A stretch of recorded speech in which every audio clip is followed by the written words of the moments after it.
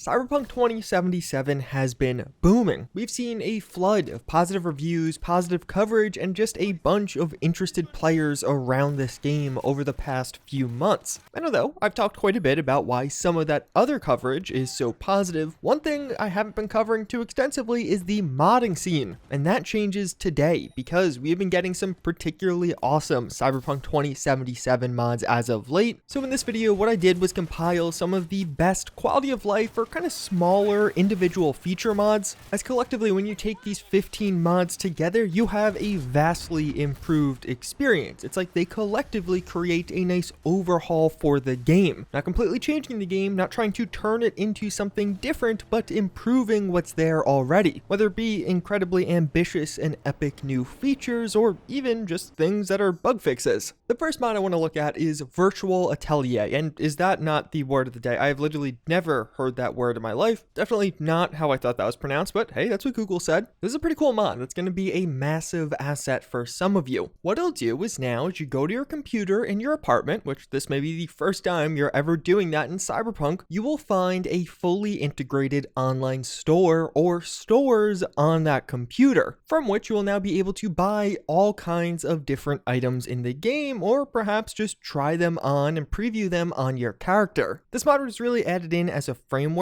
so many other mods out there will support this and add in additional shops. That's why you're seeing all these different shops on my computer. And the idea behind this is it adds in a nice curated way to get some of those modded items into the game, as opposed to just finding them in the world or spawning them in. There are a wide variety of clothing mods for Cyberpunk, and this adds in a much more lore-friendly and natural means to actually get some of those items. But even further, if you're not interested in the clothing aspect, there's a dream shop with just about every item in the game for sale. If you are perhaps just simply tired of searching everywhere or just want a more Amazon-like method of actually getting things, you could preview the items here on your character or just buy them outright, and it actually re-implements the preview or inspect functionality that was cut from the game just before release, so you can look at things in your inventory a bit more closely and spin them around. So a pretty awesome one if you're on the fashion side of Cyberpunk modding, definitely a huge asset to many of you. But one that has been making headlines is the metro system in Cyberpunk, which is also going to be absolutely tremendous for some players. As put simply, what this is going to do is add in a functional metro system throughout Night City. It seems like originally CDPR did have plans for something like this in Cyberpunk, but it never really came to fruition. So using what is left, a modder created an actual train travel system. The way this works is quite simple. You're going to go to the metro travel points, so the fast travel points in the game that have the metro label, those are always there, but now when you actually walk up to these doors, you're going to instead be transported to an elevator, which will transport you to the metro station itself. There'll be a nice little visible countdown until the next train does arrive, and once the train is there, you can actually jump into it and it'll tell you which stops are next on the schedule. And functionally, it's just a train that will take you around Night City, stopping at each of these various stops for a short duration and then going on to the next one. The reason this is so amazing is Night City is absolutely breathtaking. There are many people out there who already kind of played without using fast travel, just driving everywhere. But this gives you a practical and tangible alternative to that, actually taking a train around. You could ride in the train car in either third person or first person, and once in first person, you could switch your seat to get different views. Riding this thing in first person while not using fast travel in the game is definitely going to be peak immersion. That's definitely a pretty cool experience. There are a few settings you could change, like train speed, the wait time at stations, and even the elevator speed up there. And in the regular world map, there's a hotkey you can press to route you to the nearest station, which is another really nice quality of life aspect. This is a really cool one. Overall, it feels like it is fairly complete. It's obviously a little bit janky getting into the train cars. The doors don't open normally. You're kind of teleported there, but this is quite practical and functional. It is a alternate fast travel method that actually makes sense. It's building upon something that was probably intended by CDPR to be in the game at one point. And hopefully there's a ton of people that will play this game avoiding fast travel now, because that's an absolutely amazing way to experience Night City. But I'm sure there's a lot of you out there, and I kind of fall into this category, that don't actually want to use that. Metro system is a cool, awesome mod, but I'm never going to actually walk up to the train in practice and avoid using fast travel. I'm way too lazy for that. So conversely, another pretty awesome fast travel alternative-esque mod is GTA Travel. What this will do is make it so fast traveling now has has a Grand Theft Auto-like sequence, giving you an overview of Night City as you transition to your next location. This is beautiful. It's not that same view of Night City you get from inside of a train car, but it still is a view of Night City. It still does give you a unique look at the city as you're going from one place to another. This world is amazing, and it feels like this mod fits in super well with Cyberpunk, especially as you're going from two very different environments. But this also does have the functionality to allow you to fast travel from anywhere to a fast travel point, or anywhere to anywhere. So you can make it so you could just be walking around, don't actually have to use a fast travel station, but can fast travel to another fast travel station, or just literally when you're walking around to anywhere else on the map, which definitely could lead to some bugginess, but is the ultimate anti-lazy tool. And you could even use this on custom markers to create your own custom fast travel points. Although, one thing that does kind of suck in Cyberpunk is getting hacked, and even further, getting your position revealed. I don't know, that's pretty bad. Do you know what sucks even more than that? Getting your position revealed in real life. Thankfully, today's video sponsor with Atlas VPN is here to save us. Right now, Atlas VPN is running a rather massive discount, where you can get 3 years of the service for just $139 per month, and there's even a 30-day money-back guarantee. And although Atlas VPN does have all of the wonderful VPN staples, like protecting you from spying, encrypting your data, it also has something pretty special. The Data Breach Monitor will scan leaked databases and inform you when your information gets out there. So whether it be your email, passwords, or even heavier things like your social security number, this will give you a heads up, which, you know, for me personally, pretty important. Don't want to get doxxed by any of you, so you probably shouldn't wait and get yourself protected today. It definitely seems like some of you can use it. And of course, there are a ton of other benefits also, like more options on streaming services, or even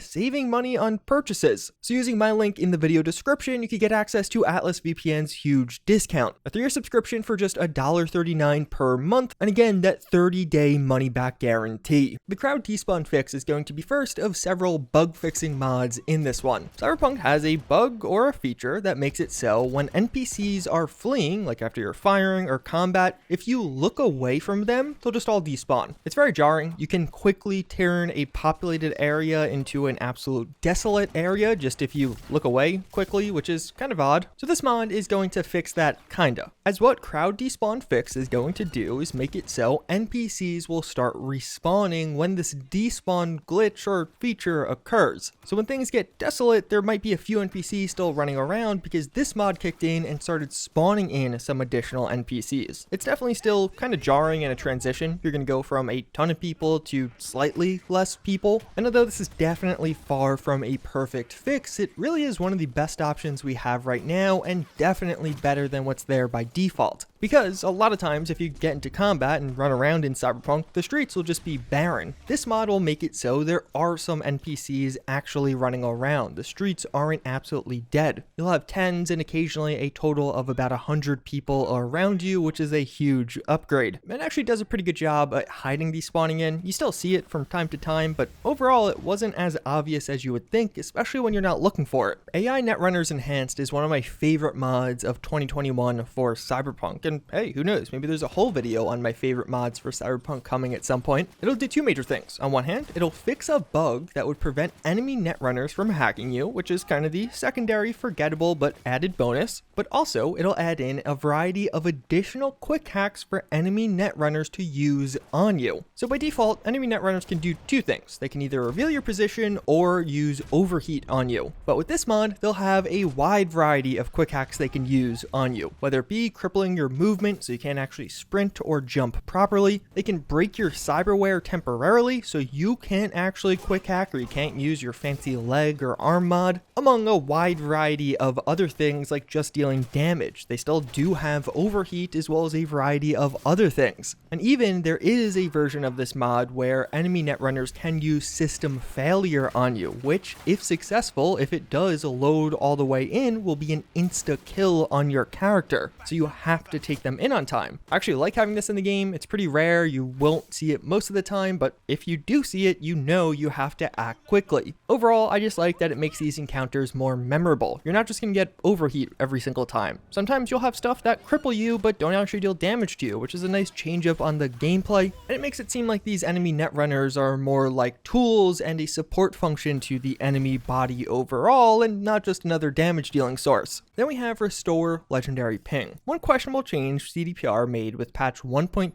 to Cyberpunk is editing Legendary Ping. They made it so the Legendary Ping quick hack would no longer let you hack enemies through walls. It would just reveal all of the enemy locations that are connected to a singular network. As you can imagine, this mod will return that functionality. So even if you're behind a solid wall, you could see enemies highlighted and hack them. I think this definitely makes things more fun. This was the point of so many people taking and running Legendary Ping. It is only for the Legendary version, not the other ones under that, so it doesn't feel too ridiculously unbalanced. Plus, honestly, when you're actually getting to the mid to late game, you're dealing so much damage that everything's powerful in Cyberpunk. And overall, I think it just makes that net running functionality a bit more interesting and a bit more fun, how it was for the first 7 or so months of this game's lifespan. DAEMON net running is another pretty fun one. What it'll do is make it so ultimate quick hacks can be applied to several people on a network by using a breach protocol. So that might sound kind of confusing, but basically there's some ultimate quick hacks in this game, like system reset or detonate grenade. So now when you have those equipped on your character and do a breach protocol, you'll see options to match all of those combinations of letters and numbers in the right order to actually trigger that on a larger scale. Basically, the way this works is you're hacking the network, so it'll impact several enemies at one time with that quick hack that you are choosing. I really like this implementation. I think it's a cool tool to have in the arsenal of a netrunner. For me personally, I used breach protocol when I first started playing the game, but pretty quickly just never used it again. This got me using it again, and it feels like it is pretty practical. It's fully customizable difficulty-wise, which is also one of the awesome features. So in the background of this video, it's fairly easy, just a certain combination of those numbers, but you can make that way longer and way more difficult to actually pull off, making that puzzle a lot more tricky. So you can make this something that you could use occasionally against tough enemies, but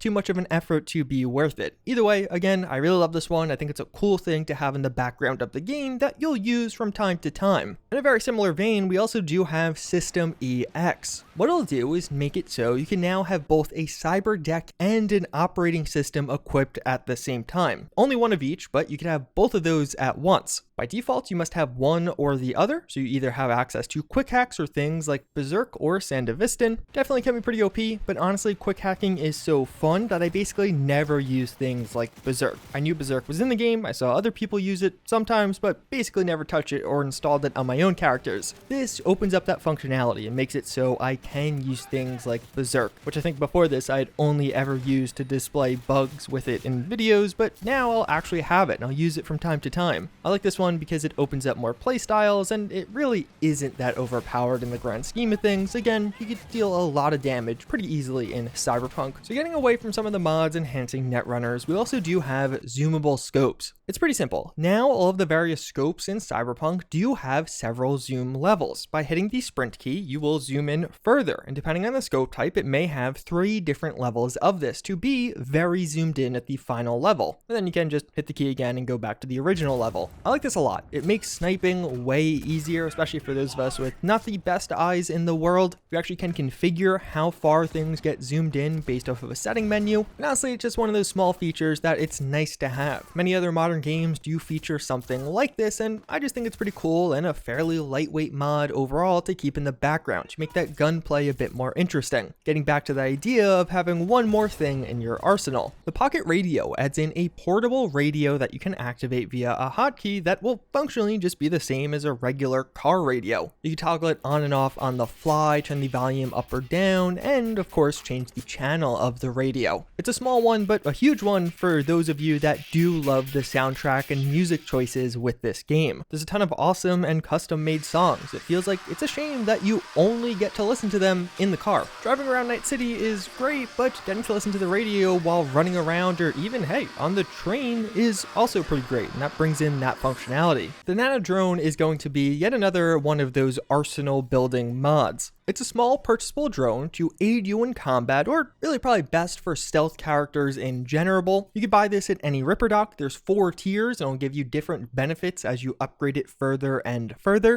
And then from there, you can deploy the drone whenever and fly around and basically scout out areas ahead of you. This gives you the ability to scan enemies, use quick hacks on them. At higher levels of the drone, you could open doors and in general, just kind of get a visual idea of what you're going up against, especially in higher difficulties. This is great. You do have limitations. Higher tiers will lessen these limitations though. There's a max range and a certain battery life. The battery will decrease over time or when you use certain actions like opening doors. Quick hack costs are higher when you're using the quick hacks via the drone, and overall it's a fun one. It feels like Cyberpunk is this sandbox experience, and having one more thing to interact with that world and those combat experiences does make it better. You may download this and basically never use it on your next character, but it still is nice to have it available. Unofficial gameplay patches is going to fix some of the lingering issues and really broken features in Cyberpunk. CDPR has tackled many of these, so thankfully over time this mod has gotten lesser, in a sense that several of the old features have been fixed, but there's still some lingering ones. It'll make it so things like LMGs can now have barrel attachments, as well as actually use several weapon mods at a time. The perks Gun Whisperer and Bunker will now actually work correctly. Bunker giving you additional resistances when using an assault rifle from cover. Gun Whisperer allowing you to hold the charge shot on a technical weapon so it doesn't automatically fire. Neither of those will work without using this mod. Unfortunately, they're 2 of the lingering perks that are kind of outright broken, as well as the Sensory Amplifier, which just gives you a flat out crit damage bonus to arm cyberware. Another one that just doesn't work properly. I know though, all of that is great and has a few other features in it. A phenomenal tandem mod to use with this one that is from the same author is Perks Overhaul. It's definitely a more intense mod, one of the most Overhaul-esque mods in this video, but some of the changes here are just really nice that I wanted to mention it. Basically, it makes a ton of changes to the various perks in Cyberpunk, and there's really no possible way I can go through all of these. There are so many different changes this brings to the table, but what it'll do is things like fix the throwing knife perk, making it so after throwing a knife, you'll be able to pick it up, and in fact, it'll automatically pick up and re-equip that knife. Previously, when you threw these knives, you just lost them forever in the void. It also enhances some of the other throwing knives perks to actually make this a legit playstyle. It adds in the second chance perk when an enemy notices you, where the first enemy to notice you is blinded for a short duration. This has a 1-minute cooldown. Pain is an illusion is switched to rely off of evasion and make evasion a significantly more relevant component overall. So per stack of cold blood, you'll gain more evasion, enemies will just not hit you. By default, evasion's a thing, but super buggy and not super relevant because the stats are so low. This is going to improve that and actually give you evasion as a relevant stat that you can build up. You'll actually even be able to stack up cold blood more times with this rework. It fixes the scrapper perk, so now it won't be destroying your valuable junk as often, and now it's called Smarter Scrapper. Many of the crafting perks will now actually give you bonus stats if you craft weapons as opposed to just finding them, so you have a reason to craft that legendary sniper even if you already found one. It'll actually deal more damage if you make it, and there's a ton of other changes. Again, this is a relatively large mod. In the scale of this video, it's a massive mod, but I like the design of this one, and it does try to stay fairly vanilla-esque. It's not like it's changing the overall idea behind many of these perks. Some perks do get flat-out overhauls, but the vast majority are just slightly tweaked or reworked. If the idea was to give more damage to assault rifles, it'll still do that, but sometimes in a more relevant or consistent way than it did previously. So for that reason, it's definitely been a must download for me and one I've been keeping in the background for a while. But again, just give it a quick read through, see if this is the right one for you, especially if you're just on your first playthrough. But the one final one that is another overhaul is Cyber Vehicle Overhaul, but this is a really nice one. It's yet another vehicle overhaul for the game, but this has one big difference. As with Cyber Vehicle Overhaul, all of the purchasable vehicles in the game are manually modified. Many of the other vehicle overhauls make sweeping changes. This one makes specific edits to the vehicles you can buy. So modifications are made to braking, suspension, gearing, top speed, and grip for each vehicle individually. They all have their own unique feel now. And just in general, I like this one. Makes the vehicles feel a bit more distinctive, not just, oh, this one's the fastest or it has the highest top speed, so that's that's why I use it. They do have their own unique style to how they drive and maneuver, and in general, it does fix that popular issue with grippiness and the floating or driving on ice feel that driving in Cyberpunk has by default. It's a subjective one, there's a ton of vehicle mods out there, but I like the style and mantra behind this one, how each of the vehicles are getting their own unique kind of curtail edits, because some vehicles were kind of fine by default and it doesn't need too much changing. But overall, those are a bunch of mods to hopefully make your experience with Cyberpunk 2077 a bit more enjoyable. There is a ton of fun to be had in this game, and I think many of these mods will only up the fun factor for you. Hopefully you guys found this one informative. I'm definitely going to have yet another mod video on Cyberpunk coming. I actually want to take a look at the top 10 mods to come out for this game in the past year. But with that, I do hope you enjoyed this one. If you did, you can leave a like or subscribe. But until next time, I hope to see you all later.